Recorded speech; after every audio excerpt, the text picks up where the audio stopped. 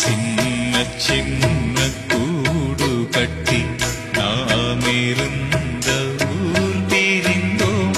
தென்னிலங்கை பேய்களினால் நாமிருந்த கூடிழந்தோம்.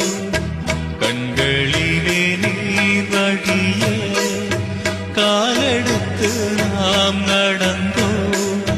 செம்மணிக்கு வந்த பின்பும் செய்வதறியாதிருந்தோம். செம்மணிக்கு வந்த பின்பும் செய்வதறியாதிருந்தோம். விடுதலை